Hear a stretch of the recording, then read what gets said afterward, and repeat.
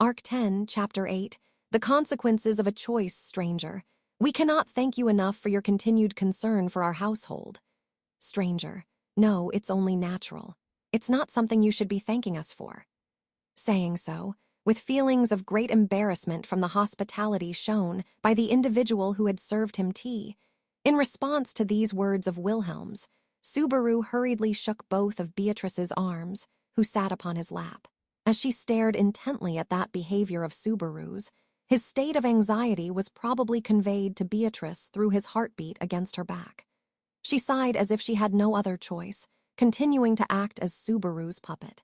Presently, having concluded their meeting with Philor, who had thrown the royal selection into a maelstrom of chaos, upon hearing the news of Crush's awakening from the Church of the Divine Dragon, Subaru and company had been unable to contain themselves, and thus headed directly for the Karsten residence in the noble district. Of course, if they were to conform to proper etiquette, it would have been necessary to schedule an appointment before visiting. However, despite forgetting even that, and their visit not receiving a single mark in regards to high society's standards, they still were warmly received. Wilhelm had ushered them into a parlor, and the four of them sat side by side on a couch, with Beatrice on Subaru's lap, as they impatiently waited for the arrival of that moment. Likely noticing Subaru's air of restlessness, Wilhelm, bowing deeply, Wilhelm, it shall take just a bit more time for Crush-sama to be ready. My heartfelt apologies. Subaru, no, we're the ones who came here so suddenly. If anything, I'm just grateful we weren't turned away. Wilhelm, as if we could turn you away. Crush-sama, too, was most pleased to have you and Emilia-sama come to visit, Subaru Dono. Subaru, no. When it comes to that, it's the other way around. Or perhaps I should say it might be the other way around. I might even cry when I see Crush-san awake. As pathetic as it sounded, there was a very real possibility that such would come to pass, so he hoped that Wilhelm, Emilia, and the rest would be able to prepare themselves in advance for that. At present, all he could do to endure his restless thoughts was shake Beatrice's arms back and forth, coinciding with each "no" he would give in response to Wilhelm. Beatrice. But no matter how you look at it, you're swinging Betty's arms around way too much, in fact. That's enough. These arms and shoulders are getting sore, I suppose. Subaru. Sorry, my bad. Excuse me. I just can't calm myself down. After all, Beatrice, who had been acting as Subaru's calming doll, finally reached the limits of her patience and barked at him. Poking at Beatrice's cheek, Subaru paused there for a moment. Vexing, restless feelings filled his mind. However, it was worth bearing with them. Subaru, after all, Crush-san is, Wilhelm. Indeed, regarding that there is no doubt. Filled with a torrent of emotions, Subaru sighed, to which Wilhelm assented with equally profound sentiments. No, to call them equal would be far too impudent. Wilhelm's relief must have been many times, many dozens of times, greater than Subaru's. The recovery of the one to whom he had sworn to devote his fealty, that alone would be a colossal occurrence. Emilia, I've said it many times already, Wilhelm-san, but I'm truly grateful. Indeed, it was Emilia, seated next to Subaru, who once again showed her appreciation for the efforts of Wilhelm. Emilia, who had been present when Philor had administered the sacrament of the church to treat Crush, had also shown her appreciation for Wilhelm and Ferris that same day. In spite of that, since Crush's consciousness had not returned after that, now having the opportunity to speak with the awakened Crush, Emilia's amethyst eyes shone with anticipation yet again. Beatrice. Good grief, at this point, what careless blunders you two might make are frightening, in fact. Rem, if you and Betty don't stay on guard here, this may well end up as a disaster, I suppose. Rem, I agree. Leave it to me when things go too far. I'm slowly getting used to the handling and weight of this iron ball, bit by bit. Amidst Subaru's and Emilia's inability to calm down, Beatrice and Rem kept their composure as visitors of one in recovery. It was exceedingly reassuring to know that the two of them were prepared for when it would matter most. But the slight movements of Rem, combined with the sound of chains, were also frightening and exciting. It seemed like Subaru would also need to wield considerable resolve when asking Rem for support. Subaru. Oh yeah, speaking of supporting, what about Ferris? Is he helping Crush-san with her change of clothes? There are a number of things I want to talk to him about, too. Suddenly realizing that the visage of one who ought to have been present could not be found, Subaru had such suspicions. Subaru, Wilhelm, and the rest had the unanticipated joy of Crush's recovery. However, the one who must have been experiencing that the strongest of all would have been none other than Crush's one and only knight. Of course, it surely was also a terribly bitter feeling for him, that despite being a healer, Crush's salvation came via the Church of the Divine Dragon. But Subaru held no doubt that Ferris was the sort of person who would rejoice in the well-being of Crush more than wallow in his own reproachful feelings, born of his sense of powerlessness. However, Subaru, Wilhelm-san. For but an instant, Wilhelm's face stiffened, and in response, Subaru raised an eyebrow in confusion. Yet Wilhelm swiftly rebuffed that tension with a "pardon me," saying, "Wilhelm, Ferris, well, in truth, he is feeling a bit unwell." It would seem that, immediately following that which transpired regarding Crush-sama's health, every bit of the anxiety he had been bearing until that point erupted all at once. Emilia. Oh no, did something happen after that? I'm worried for Ferris. Even though Crush-san was finally able to wake up, Ferris might blame himself for falling ill. Subaru. Yeah, that's true. Wilhelm-san, is Ferris in bad shape? Wilhelm. No, things should improve with some rest. Nevertheless, I would ask that you refrain from visiting him for now. I believe that he himself would not wish to interfere with the feelings of everyone who has come to visit Crush-sama. Emilia, I don't think it would be interfering, but yes, I understand. We'll do it next time.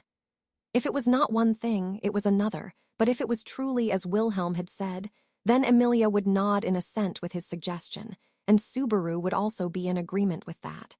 They also planned to sojourn in the royal capital a while longer. Even if they were to miss him today, there would be another opportunity to thank Ferris. For now, his wishes ought to be respected. And it was just as they caught their breath in that moment.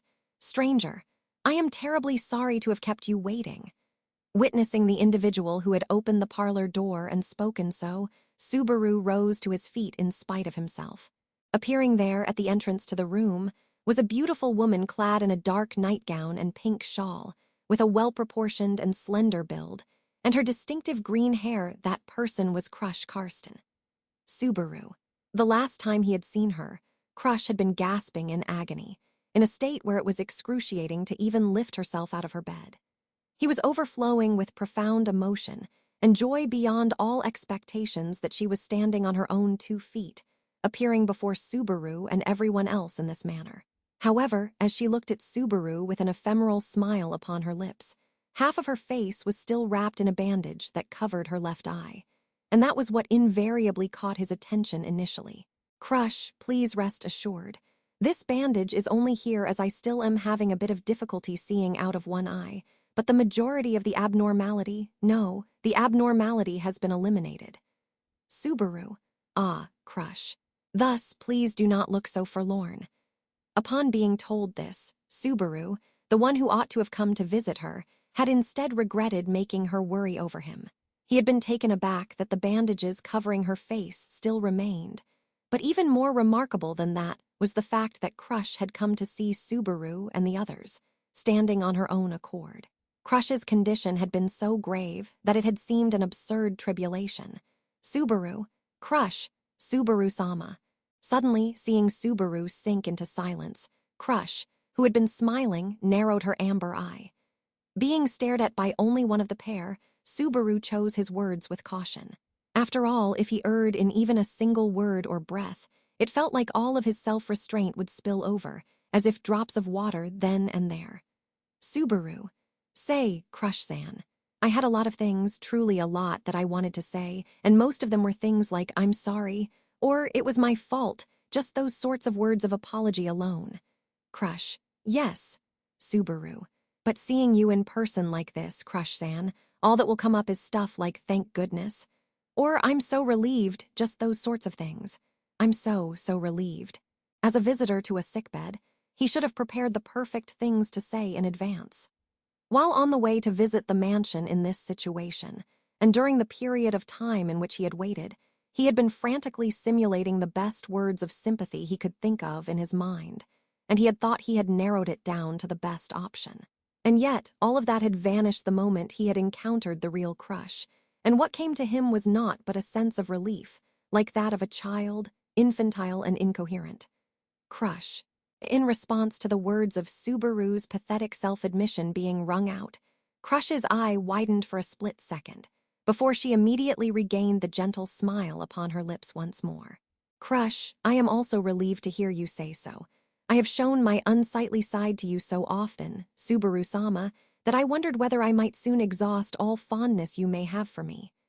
Subaru, of course not. Never, never, there is no way that ever would happen. I mean, I shouldn't keep someone who's in recovery standing as we talk. Please take a seat. Crush, then allow me to do so.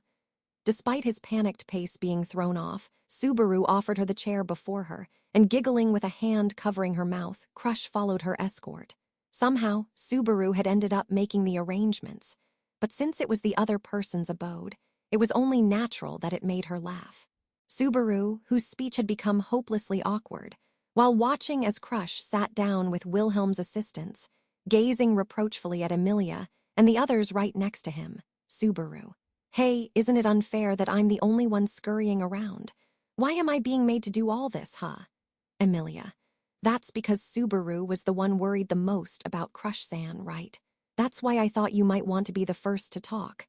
Rem, as for me, I'm not in a position to intrude presently. Besides, there is the matter of what happened to Beatrice Jan as well. Subaru, what happened to Biko, huh? Why is Biko on Rem's lap? Weren't you sitting on my lap? Beatrice, that was the case, but getting blown away was the result of Subaru's force when he stood up, in fact. If Rem hadn't caught her so adeptly, being sprawled out in the middle of the room right now would be probable, I suppose. Subaru. Is that so? My bad. You were quite literally out of sight. Beatrice. What an awful way of putting it, in fact. Puffing out her cheeks, Beatrice obstinately hugged Rem, leaving it to Rem, who readily accepted that embrace. Subaru also reflected on how he had been too oblivious to his surroundings. And, hearing that exchange between Subaru and the others, Crush's smile further deepened with a hee-hee. To that reaction of Crush's, Emilia, narrowing her amethyst eyes. Emilia, I apologize for everyone being so lively when we came here to visit you. Crush, no, I cannot say I mind such liveliness. Besides, the fact that you came to visit me as soon as you heard the news, it made me happy. Emilia, in that case, it's no problem. But I'll make sure they don't frolic too much. Concerned about Crush's health, Emilia appended a comment very typical of her at the end. One could perceive the consideration there, and the intent to carefully choose her words. In spite of the setting, Emilia's clear growth was apparent. Of course, it would not be a good idea to take Crush's words too much at face value, but, Subaru, how is your body feeling? Crush, indeed. It is much better. It will likely take a while longer to recover my strength, but I do not foresee any major problems. Replying like that, Crush readjusted the position of the shawl draped upon her shoulders. Her complexion was still a bit pale, as one would expect from someone recovering from illness, but her responses were natural, and her sagacity had not dimmed. From what he could see, the manner in which she walked and such was normal, and aside from the bandage covering her left eye, there seemed to be no vestiges of that day remaining upon her. For the time being, he could breathe a sigh of relief. Although, Crush, I have been informed of what has happened while I was bedridden, including the news that Priscilla-sama has passed away. If that sagacity was still alive and well, then Crush surely comprehended that this was also not a situation where she could simply unreservedly rejoice in the rehabilitation of her own health. Subaru and company. Despite knowing it was an unavoidable topic, it had seemed inappropriate to broach it so soon. When none other than Crush herself brought it up, the faces of Subaru's group tensed. On this occasion, he wished to congratulate Crush on her recovery, and if possible, table the in-depth discussions regarding the royal selection for another time. It appeared she desired no such consolation. Crush, as far as I can recollect, I hardly exchanged a single word with Priscilla-sama. However, that she held her own convictions, and that she participated in the battle for Pristella, and by extension, the royal selection of this there can be no doubt. It is for that very reason that we must continue the royal selection for her as well. Emilia, yes, I thought the same. For Priscilla's sake, we can't stay discouraged forever. That's what I think. Crush, that is right. Good. You also think so too, Emilia Sama. Breathing a sigh of relief before the nodding Emilia, Crush took a sip from her cup of black tea. Wetting her lips and tongue with it, she stared at her with the amber radiance of only her right eye, and continuing her words with, in that case. Crush, I believe you would assent to the fact that, presently, that which should be of most consequence is the stability of the kingdom. The deeds of the witch cult are certainly a matter of great regret with respect to the royal selection, but to spare too much time dealing with such countermeasures would be misguided, considering the original notion of the royal selection. Emilia. I get that too. The royal selection is to decide the future of the kingdom, not to do something about the witch cult. That's what you mean, right? Crush, yes, that is correct. Certainly, handling such things is indeed a matter that ought to be dealt with by those who govern, but us putting it foremost is precisely what they desire. We all must remember this. Our duty in the royal selection itself. Emilia. In that case, Felt-chan is also in the royal capital. It doesn't seem like Anastasia-san has been able to return yet, but if you would like to discuss it all together, I'd be happy to, interrupting Emilia mid-sentence with, in addition. Crush leaned forward slightly. For an instant, Emilia felt as if the blade of a drawn sword had been trained upon her, and her eyes widened. Ignoring that reaction from Emilia, as the light in Crush's amber eye grew all the more intense. Crush, I have heard. The Tower of the Sage, the path to the Pleiades watchtower has been cleared. I am impressed with the results you have achieved. If that tower holds a hidden power as rumored, it will surely serve as a deterrent to the other countries.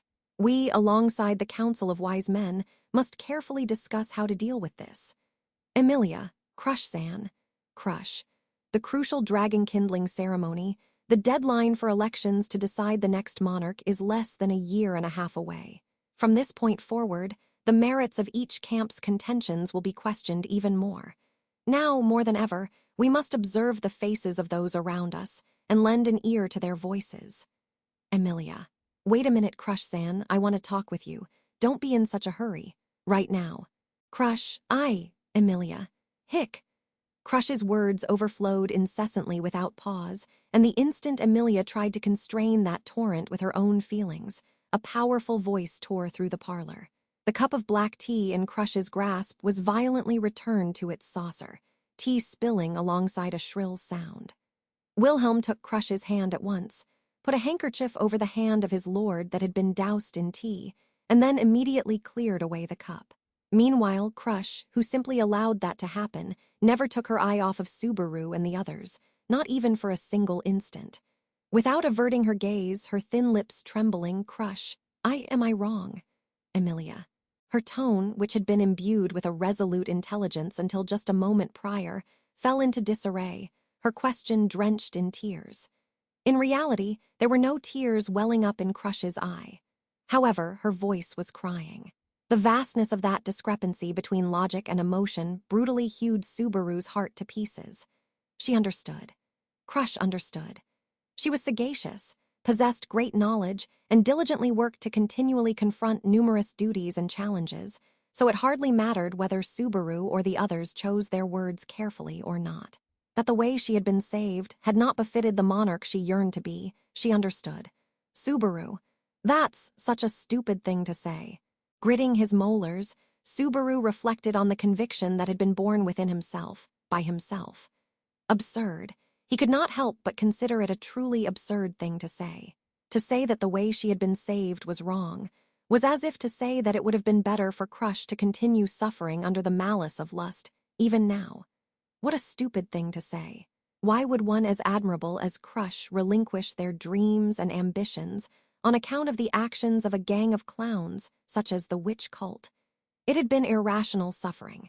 It had been an absurdity for which there was no reason to experience. Just what should be said if one were to be rescued from such a place by the warmth of another. Thank you for saving me. I will remember this gratitude and will endeavor to the utmost from here on. Was that not enough? Subaru. There's nothing wrong with it. Emotions, alongside a futile fury, boiled up within his heart. As if given a push by this, Subaru once again found himself on his feet, firmly gripping Crush's hands across the low table.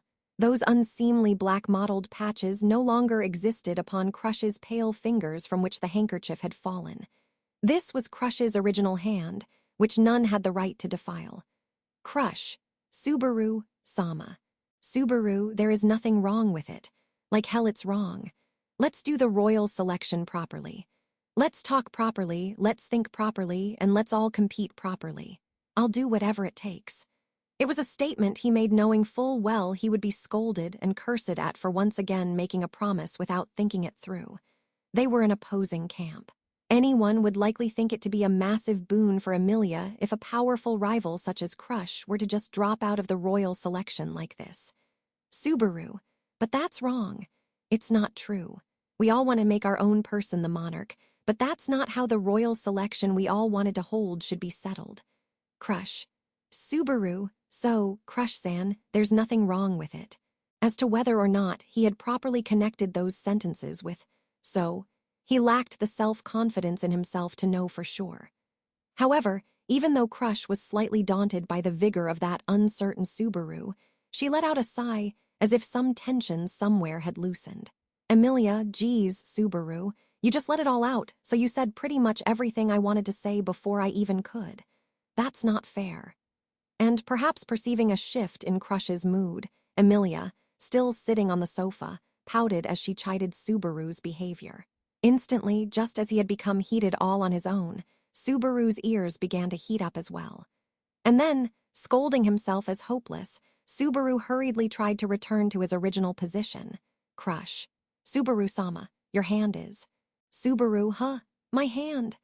With that pointed out, Subaru peered down at his hand which had grasped Crush's on a moment ago. Now that she mentioned it, he wondered if perhaps she was warning him about his staggering audacity, but that was not it. Crush's amber eye, paying no heed to that audacity of Subaru's, was Crush. Subaru-sama, your hand. It was just like my body, it cannot be. Did Subaru-sama's hand also receive the power of the Church of the Divine Dragon? Subaru. Ah, no, it was more violent. Or rather, the result of it going bam. But I don't know the exact details of how it happened, so it's quite the scary story. In truth, Subaru's hand had now returned to its original skin tone, but the particulars of how that came to be were quite violent, something no one could be allowed to imitate.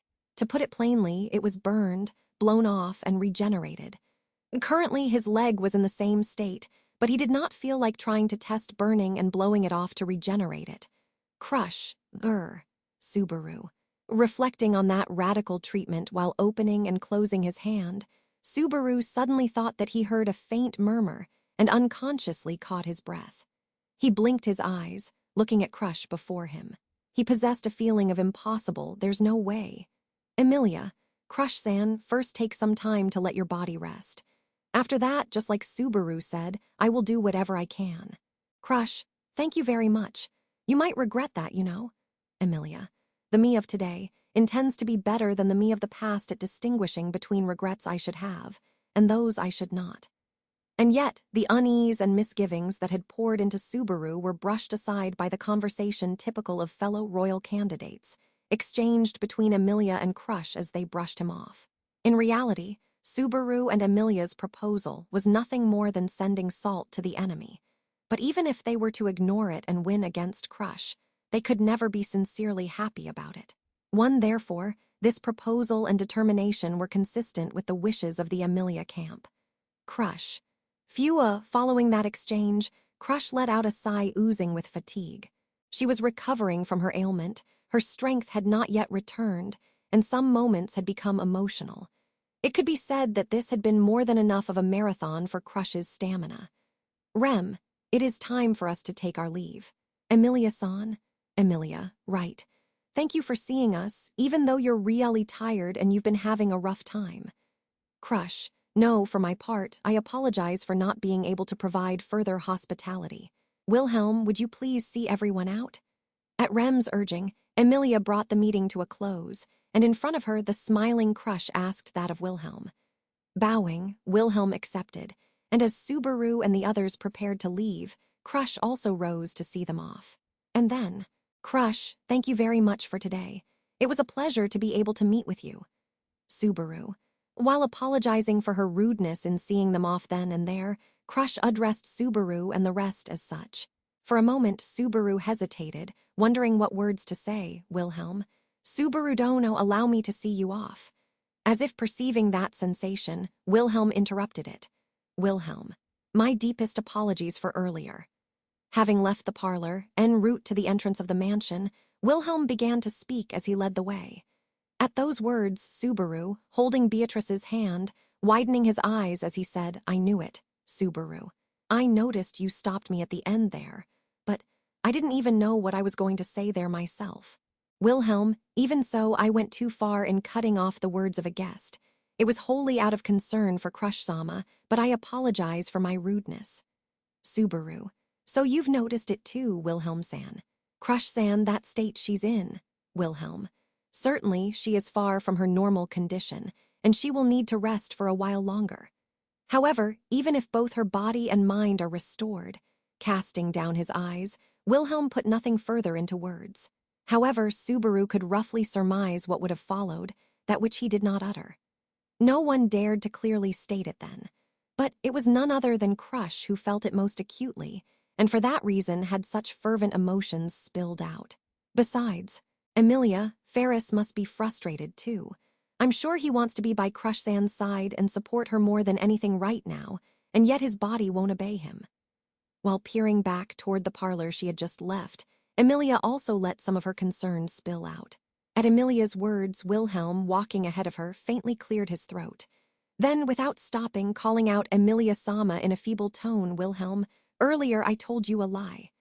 Emilia, a lie. Wilhelm, indeed. Regarding Ferris. Subaru and the others exchanged glances with each other when they heard the name and words conveyed to them. A lie regarding Ferris, that was what Wilhelm had uttered. He had explained that Ferris had fallen ill and was in the midst of recovering, but Subaru, hold up, that's odd. In the first place, Ferris's health can't deteriorate, can it? Rem, no matter how you put it, this isn't that Reinhard-san we are talking about. Subaru. Of course, Reinhard is exceptional as well, but Ferris is also someone exceptional in this sense. Setting aside Reinhard, the most surprising human in all the land, who could fly through the sky while carrying a dragon carriage, Ferris was a healer, moreover. He was the holder of the title of the Blue, professing to be at the highest level within the kingdom. Subaru had previously witnessed Ferris be engulfed in a suicide attack by a witch cultist, and he had calmly returned from that which had reduced a dragon carriage to splinters. A so-called super healer, like those from manga and anime. That was what Ferris was. Of course, even now, he could not say unconditionally that occasions such as running out of mana or pouring everything into Crush could not apply. Wilhelm. As Subaru Dono has realized, Ferris is not resting. Presently, he is not at the mansion. Subaru. He's not at the mansion. You mean, Wilhelm, please go to the royal cemetery. Without answering the question that had unexpectedly surfaced, Wilhelm provided that place name in but a few words and guided Subaru and the others to the entrance of the mansion. The royal cemetery, from simply hearing that, it seemed to be a place with an evident purpose. However, just what did Wilhelm intend by informing them of such a place? Wilhelm, no matter how shameful I must be, right now, I am one who serves Crush-sama. I must not take action that defies the will of my master. Please, lend an ear to what I have to say. With that deep, deep bow, Wilhelm sent them on their way. For the sword demon, there existed a problem that could not be resolved with his blade. But even after such anguish, he still desired resolution. With that tinge of grief carved upon his deeply wrinkled face, such a prayer could be felt there. The royal cemetery was situated deep in the heart of the noble district of the royal capital Lugunica. As could be inferred from its enunciation and subsequent indication, that land was a cemetery with arrays of gravestones for mourning those who had passed on, a crib for those whose soul's rest was prayed for. Rem. There was the subjugation of the white whale, correct? The graves of those who participated in that battle and lost their lives therein are also here, so I have been told. Subaru, I see. Then it was way too heartless of me to not have come before. We didn't bring flowers with us today, so I gotta come well prepared next time. Emilia, you're right. We must properly convey our gratitude and appreciation for their toil. Crossing the black iron gate devoid of any rust, spread out before them was a stone pathway laid in a geometric design, and columns of gravestones along both of its sides. None of the road gravestones were simple enough to be called mere stone structures. Some were crowned with sculptures of knights displaying the triumphs of their lifetimes, while some were like small shrines embellished with delicate caricatures that retold the history of their families. The engraved emblems of family crests basked in the breeze, and the varicolored flowers offered by the mourners bestowed solitary hue in the universe of ashen gray stones. Subaru, as expected, nobles are ostentatious, even with their gravestones. If you remove the gaudiness, this seems closer to the impression of cemeteries I got from Western films or foreign dramas, I guess. Sprawling here was a prudently maintained lawn and a stone pathway around a moderate hill. The Japanese-style tombstones, grave tablets, or buildings such as shrines or monasteries with which Subaru was familiar were nowhere to be seen in this environ. As a rejuvenating, forlorn zephyr breezed through this space. Subaru. Which reminds me, I never thought about it. But are those who have passed on cremated here as well? Or are they given burials? Beatrice, cremation is the standard, I suppose. Once a living creature loses its life, the soul, the odd from its body falls out. It is unbearable to watch a body, bereft of its odd, slowly crumbling and losing its form, in fact. So it is done before that can happen, signifying to the body, the same as the odd, that it has fulfilled its duty, I suppose. Subaru.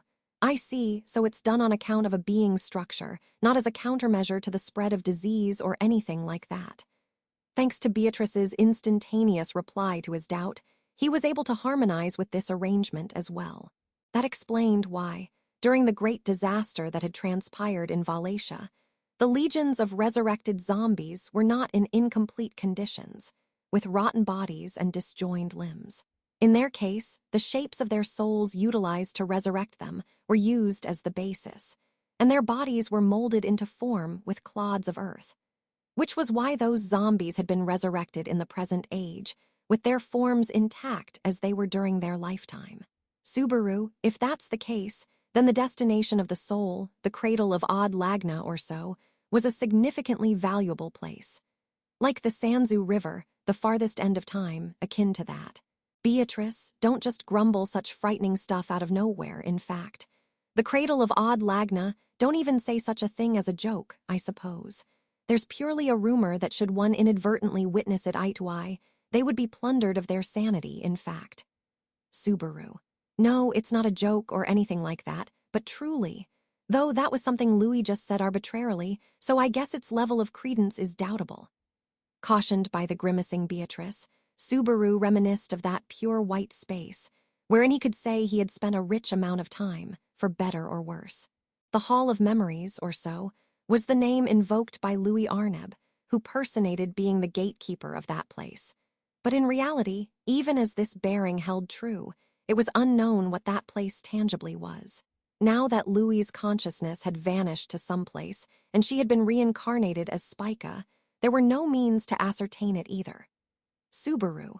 If it really comes down to it, I could find Reed's book once again and peek inside, resolving to face something unthinkable, Rem. I apologize for cutting into the conversation, but could you pay attention to this as well? Subaru, HM. Rem, we've come here looking for somebody, right?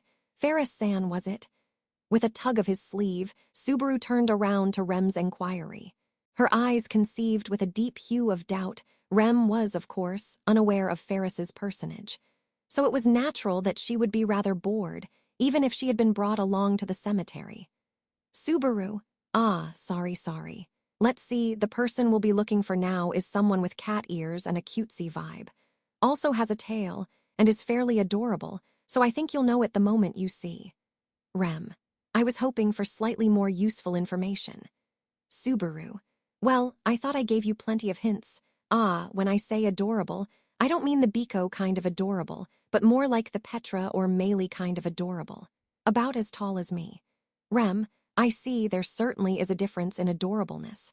Subaru touted Beatrice's face ahead as he held her up, to which Rem, intently gazing, nodded, as though assenting to his explanation. The Beatrice in question seemed to harbor an expression of deepening dubiety toward that assent, but her unmindfulness of the particulars of her own adorableness could be called one of her charm points. In reality, there existed an infinite spectrum of adorableness, like beauty closer to adorableness and adorableness closer to beauty, all kinds. Anyhow, with Ferris's characteristics now shared amongst themselves, Emilia, that demeanor of Wilhelm Sand's, I wonder what it was all about. It's worrying. Subaru, the way he told us to go talk to him, despite also knowing where he was, huh?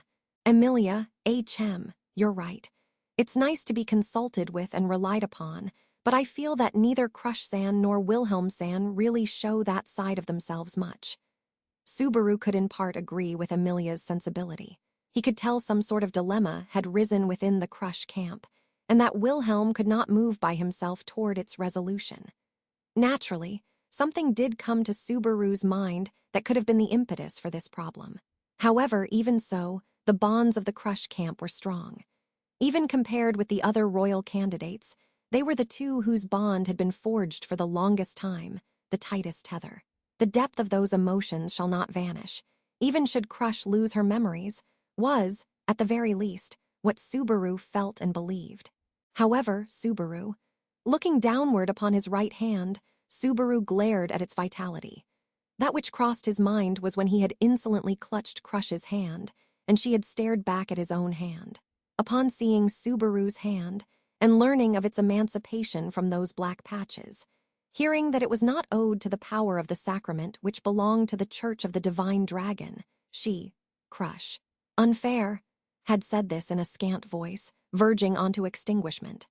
Subaru, it was not just me mishearing things. He wished from the bottom of his heart for that to be the case, but Subaru possessed not such convenient ears or cognizance.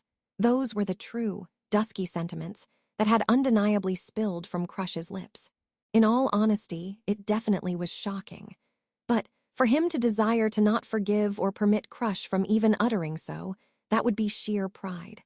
Above all, Subaru was painfully sympathetic to the reason why Crush had blurted that out. Subaru, I could never talk to Crush-san about that. Crush was the vortex of this maelstrom, just as her body recovered, now encumbered with the possibility of bearing an infinite number of wounds on her heart. What he could not inquire from her directly, would he then ask of her knight, Ferris? That too was something uncertain.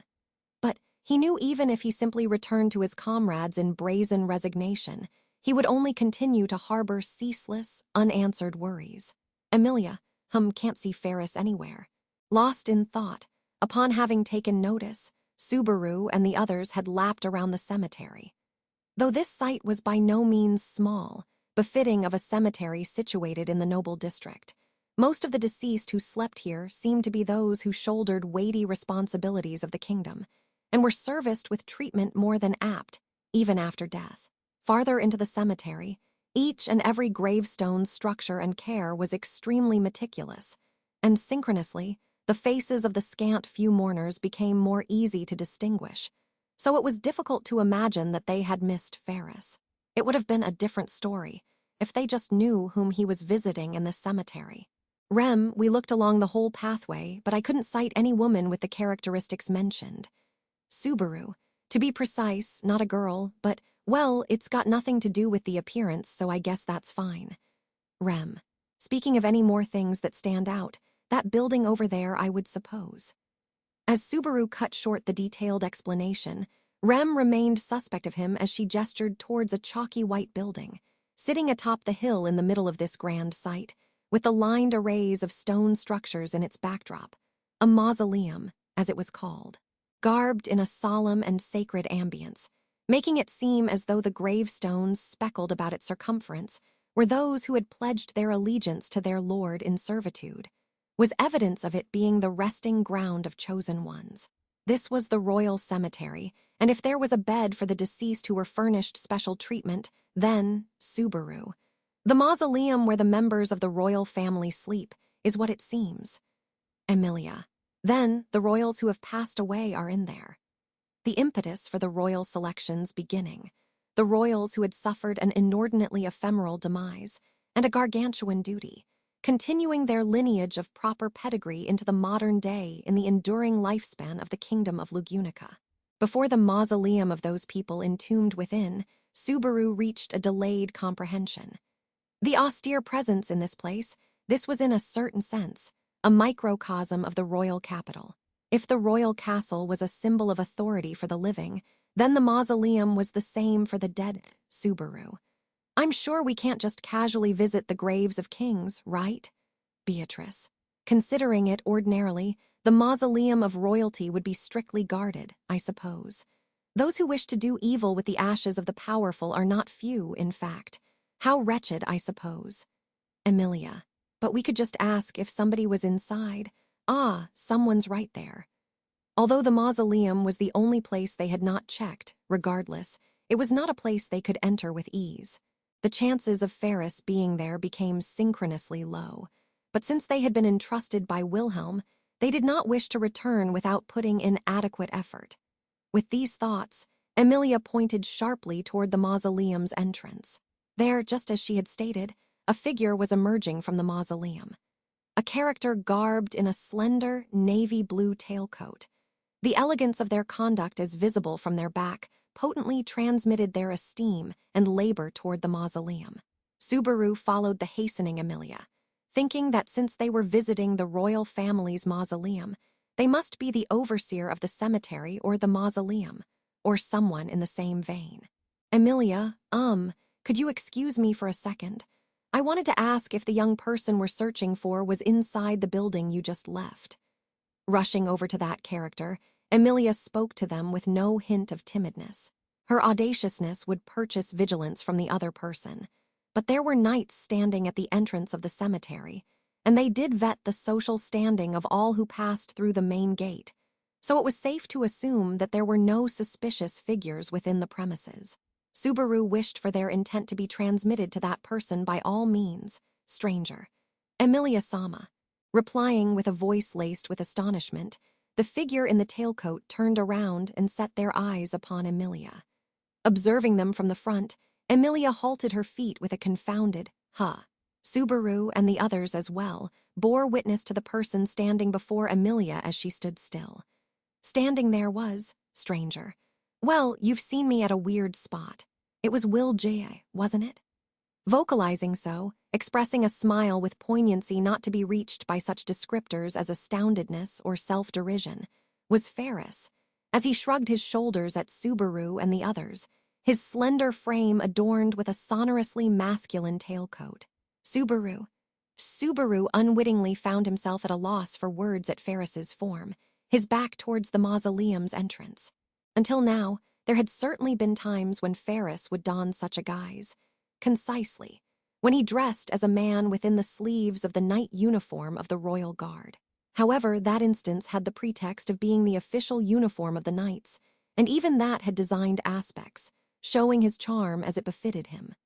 However, his tailcoat guise before their eyes was bereft of any such design or craftiness. What that meant was, Subaru, Ferris, what happened? Ferris, quit it with that expression and voice like it's the end of the world. It's not anything important for Subaru-kun and the others, I'm telling you. Retaining his poignant smile with the edges of his eyebrows brought low, Ferris tilted his head and stopped himself. That seemed as though a parting of ways from such gestures. Without turning traitor to that impression, Ferris continued. It was, Ferris. It's just I was dismissed from my position as Crush Sama's knight. So I called it a wrap on Fairy-chan and returned to Felix Argyle.